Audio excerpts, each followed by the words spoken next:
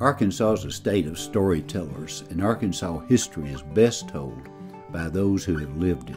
Stories about the relationships, people, and events that have shaped all of our lives are a part of this history.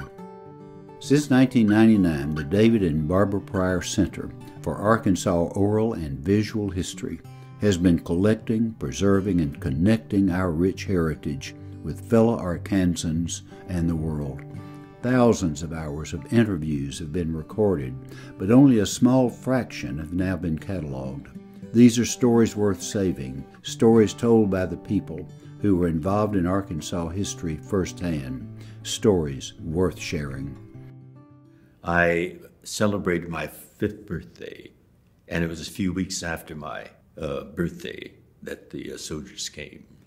My brother and I were in the living room looking out the front window, and we saw 2 soldiers marching up our driveway.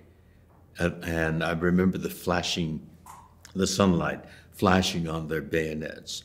They stomped at the front porch, banged on the door. My father answered it, and literally at gunpoint, we were ordered out of our home. And we went out and we stood on the driveway waiting for my mother to come out.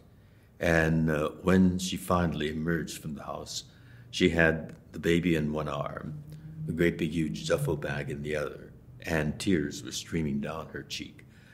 And so you end up in a place called Rohwer? Rohwer, R-O-H-W-E-R. And that's in southeastern Arkansas? Southeastern Arkansas, and locked up.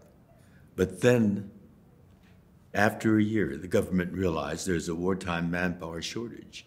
And here are all these young people that we've called enemy non-aliens. How do we tap them?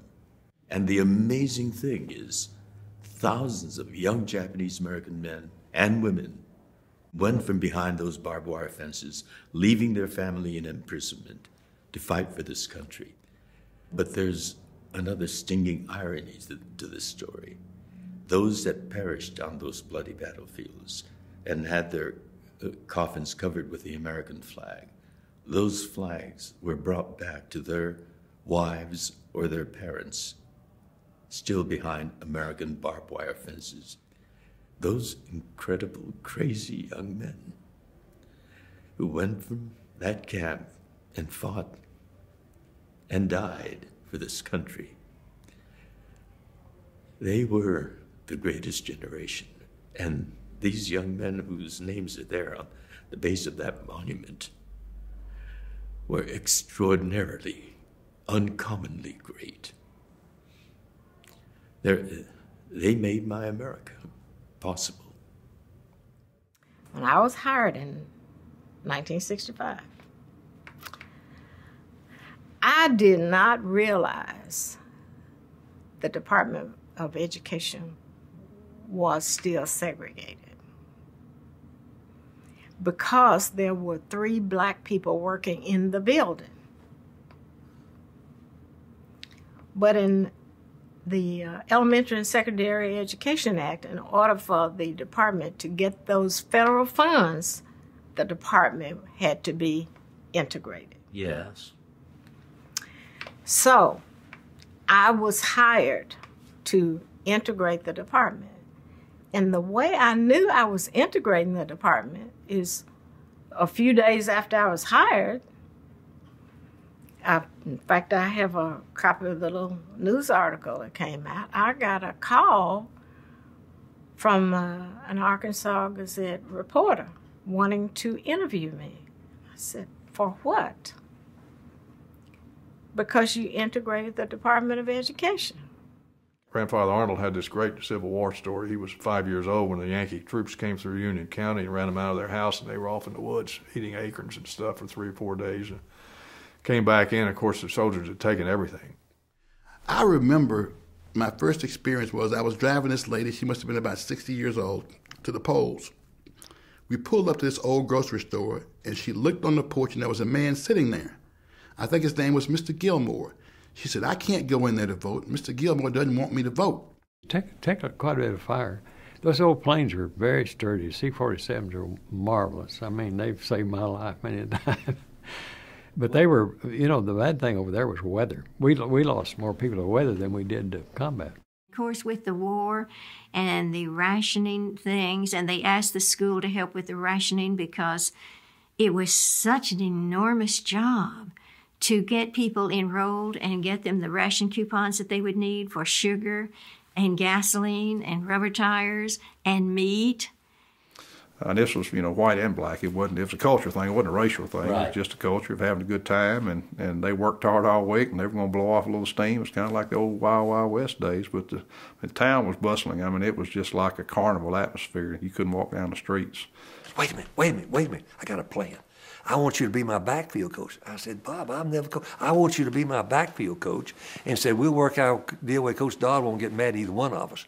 You go ahead and sign with the pros, and then I'll call Coach Dodd and tell him that I want you to be the coach, and he'll advise you to come coach with me, and we won't make him mad.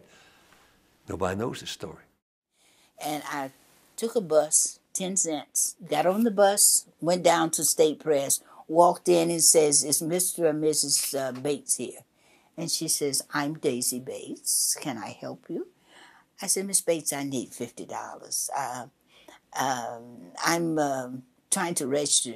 And she says, what? You need $50? What you need $50? I said, I'm trying to register in medical school. I'm Edith May Irby.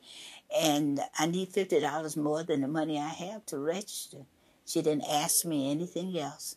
She went up and looked behind a shelf, behind some books, took out a jar, took out $50 and gave it to me. It wasn't until later I learned that was her last $50. We never knew what we were eating. Really, we could never realize what we were eating. And finally one day I said, Grandma, what am I eating? Anyway, it sure is good. She said, you see those little squirrels running out in the yard? Well, we got to find a way to get more politically involved in this process. Up pops Bill Clinton. Here comes this young, dynamic guy who we can talk to who wants to be Attorney General, right? So let's get on this horse. All of these interviews are a priceless resource for historians, researchers, teachers, students, documentary filmmakers, and anyone else who wants to know more about Arkansas history. More than 24,000 hours of historical videotape from the KATV Channel 7 collection dating back to the 1950s needs to be cataloged and made available to the public. Listen to me, baby. I'll tell you how I love you. You could throw me in the ocean, I'd swim to the bank and crawl on home to you. Ain't that loving you, baby?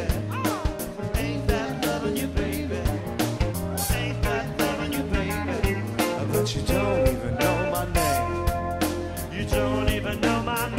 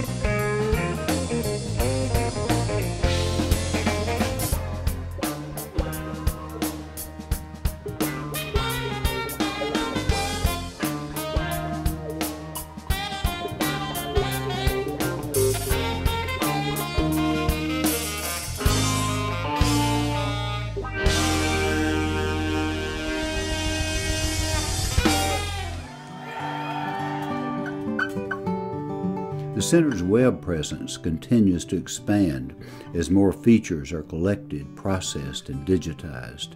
And all of these resources are available to everyone free of charge.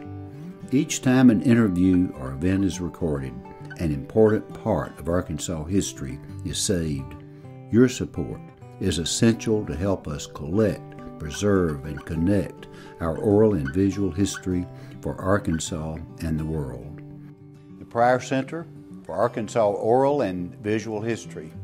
The story of Arkansas through the recording of spoken memories and visual records. The Pryor Center.